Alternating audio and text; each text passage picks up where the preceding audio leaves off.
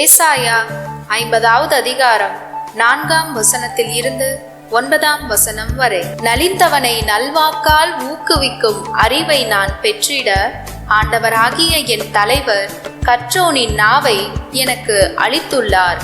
காலைதோறும் அவர் என்னை தட்டி எழுப்புகின்றார். கற்போர் கேட்பது போல் நானும் செவி கொடுக்க செய்கிறார்.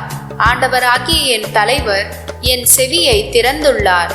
நான் கிளர்ந்தரவில்லை, விலகி செல்லவும் இல்லை. அடிப்போருக்கு என் முதுகையும் தாடியை பிடுங்குவோருக்கு என் தாடையையும் ஒப்புவித்தேன். நிந்தனை செய்வோருக்கும் காரி உமிழ்வோருக்கும் என் முகத்தை மறைக்கவில்லை. ஆண்டவராகிய என் தலைவர் துணை நிற்கின்றார். நான் அவமானம் அடையேன். என் முகத்தை கற்பாறை ஆக்கிக் கொண்டேன். இழி நிலையை நான் அடைவதில்லை என்றறிவேன். நான் குற்றமற்றவன் என எனக்கு தீர்ப்பு வழங்குபவர் அருகில் உள்ளார். என்னோடு வழக்காடுபவன் எவன்? நாம் இருவரும் எதிரே நிற்போம். என் மீது குற்றம் சாட்டுபவன் எவன்? அவன் என்னை நெருங்கட்டும். இதோ ஆண்டவராகிய என் தலைவர் எனக்கு துணை நிற்கின்றார்.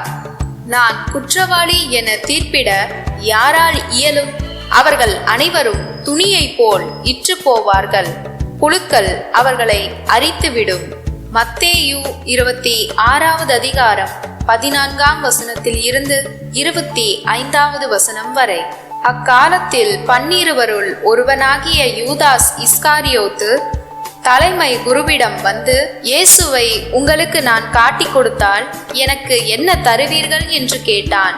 அவர்களும் 30 வெள்ளி காசுகளை எண்ணி அவனுக்கு கொடுத்தார்கள். அது முதல் அவன் அவரை காட்டி கொடுப்பதற்கு வாய்ப்பு தேடிக்கொண்டிருந்தான்.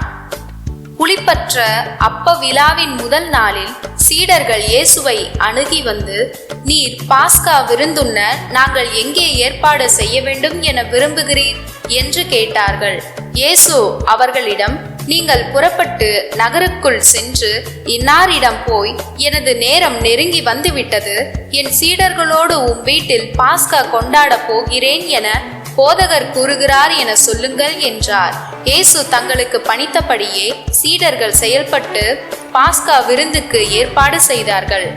மாலை வேளையானதும் அவர் 12 பந்தியில் அமர்ந்தார்.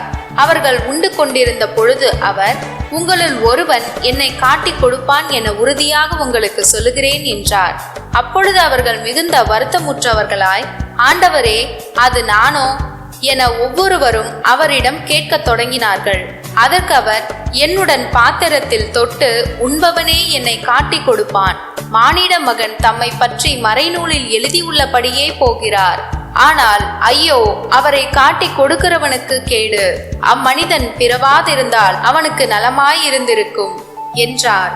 அவரை காட்டி கொடுத்த யூதாசும், ரபி, நானோ என அவரிடம் கேட்க, இயேசு, நீயே சொல்லிவிட்டாய் என்றார்.